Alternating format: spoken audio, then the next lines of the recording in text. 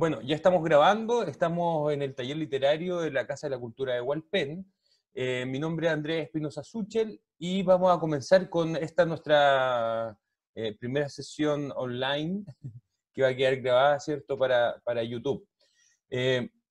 Hoy vamos a hablar de un libro publicado en 1972 por Nicanor Parra, como pueden verlo en pantalla, ¿cierto? Se llama Artefactos. Y ahí abajito hay una frase del propio Nicanor que dice: durante medio siglo la poesía fue el paraíso del tonto solemne hasta que vine yo y me instalé con mi montaña rusa. En esta frase nos queda bien claro lo que intentó y lo que quiso hacer Nicanor Parra con su propuesta poética. Es decir, irrumpir, quebrar con el dogma que había en ese momento del uso correcto de la palabra, grandioso, donde se ocupaban adjetivos, se buscaba la adjetivación más preciosa, se buscaba la belleza. Entonces, esa etapa moderna que se establece que se inicia con Whitman y con Baudelaire, el poeta maldito Baudelaire, y el gran poeta estadounidense Walt Whitman, donde la belleza de la palabra, la emocionalidad, la sensibilidad, llega a su máxima expresión. Entendamos, por ejemplo, que Baudelaire hablaba incluso de la muerte, de las tripas, pero embelleciéndolo, ¿cierto? Era ese poeta maldito que nace en realidad de un romántico profundo. Pero Nicanor Parra rompe con eso. Dice ya, no más poner a la palabra en un pedestal, sino a ponerla a trabajar, a ponerla en el piso, a poner las manos en la tierra, como se dice, ¿cierto? Entonces, lo primero que tenemos que hacer, por supuesto, es hablar un poquito de Nicanor Parra, que algunos datos biográficos básicos.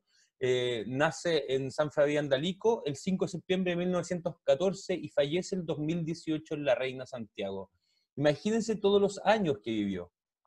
Siempre se describe a Nicanor Parra como un niño, como una persona muy alegre, ¿ya? Y esa alegría quizá fue la receta para poder haber vivido tantos años. Ahora, otra cosa que me llama la atención en lo particular y en lo personal de Nicanor Parra es que él era matemático, hacía clases de matemática incluso en la universidad. Y sin embargo, de ese pensamiento hiperracional, ¿cierto?, que pudiese llevarte a la matemática, él lo mezcla con la poesía y bueno, es sabido que viene de una familia de artistas.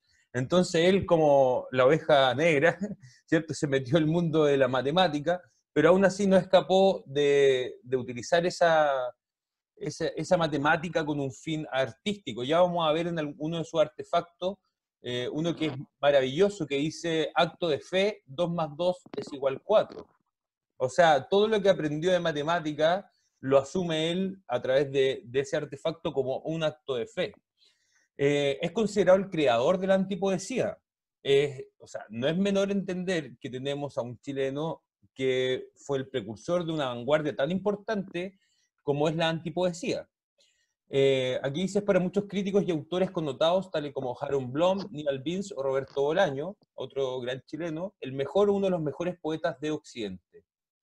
Bueno, aquí después hace alusión a que recibió el Premio Nacional de Literatura el 69 y el Premio Miguel de Cervantes el 2011, además de haber sido nominado al Premio Nobel en un par de ocasiones.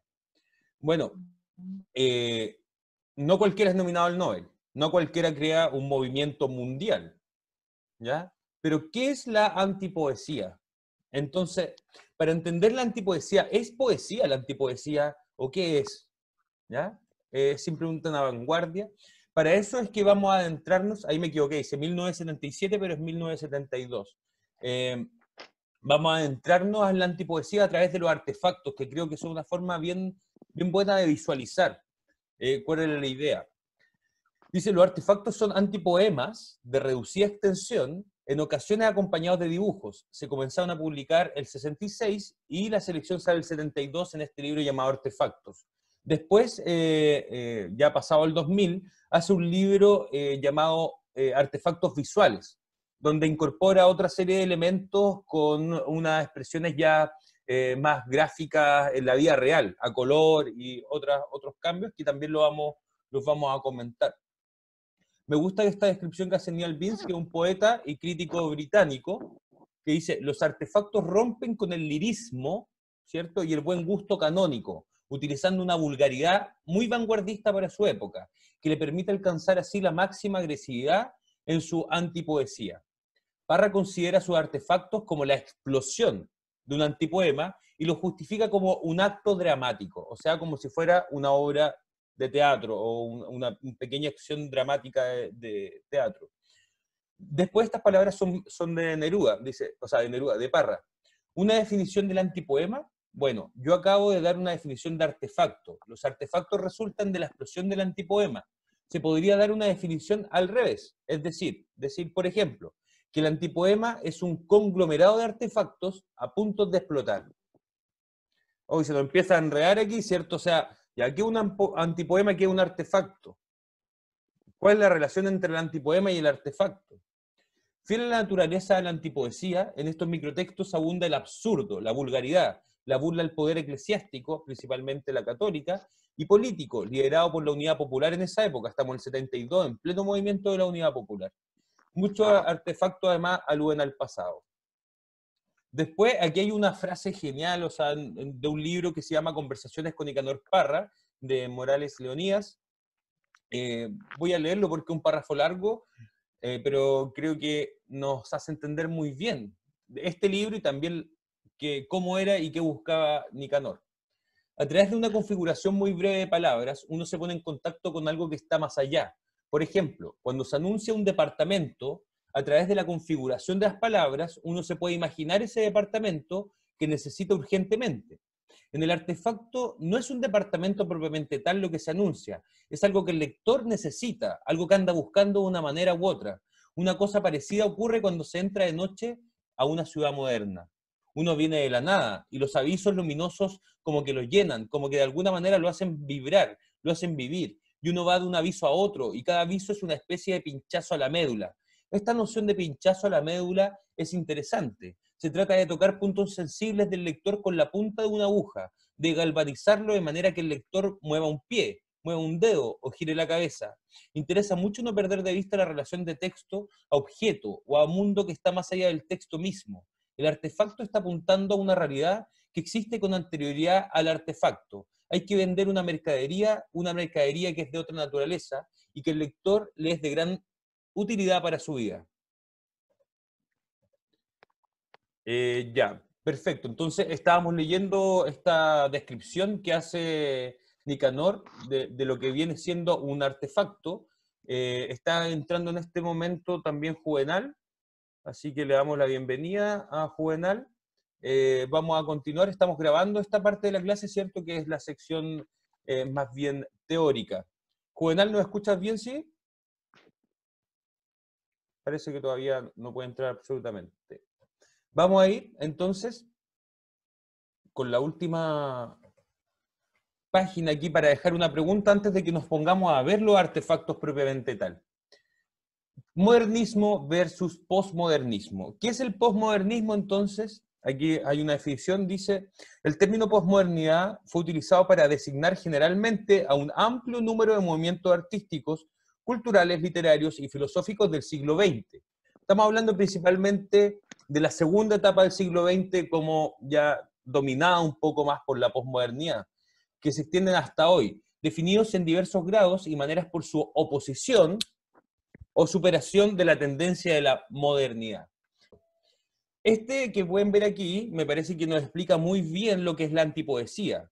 Dice, antipoesía, máscara contra gases asfixiantes. ¿Ya? O sea, la antipoesía es una máscara contra los gases asfixiantes. ¿Cuáles son los gases asfixiantes? ¿Cuáles eran los gases asfixiantes de esa época, díganme ustedes? Los lacrimógenos. La vanguardia. O sea, la vanguardia era justamente lo otro. La vanguardia era el querer respirar. Lo que hace asfixiante era el modernismo. Era ese hecho de que si no eras un gran intelectual hiperliterato que conocía el diccionario de la A a la Z, no podías decir que era escritor ni poeta. Con eso rompe la antipoesía. Bueno. Lo baja del altar. ¿Entienden? En general, como que la poesía lo podía entender solamente los eruditos, los que sabían el vocabulario de los diccionarios, etcétera. Entonces esto lo bajó a lo terrenal. Exacto, eso es lo que sucede. Ahora, vamos a continuar. Miren este. Al hombre común. USA, donde la libertad es una estatua. ¿Ya? Fíjense la cantidad de información y lo emotivo que es algo tan pequeño como esto. Es un dibujo mal hecho, burlesco, medio de infantil, y son, Claro, po. y son 3 versos. USA, donde la libertad es una estatua. Listo. Lo dice todo, ¿no? La capacidad de síntesis es un factor clave en la literatura de Parra. La capacidad de síntesis, a mi modo de ver, se sostiene en la visión matemática que tenía Parra, porque él era un matemático. Y hemos hablado anteriormente en alguna ocasión de la teoría matemática del lenguaje, que habla de que cada palabra busca entregar una información, y yo tengo que ser lo más eficiente posible. ¿Ya? O sea, las palabras...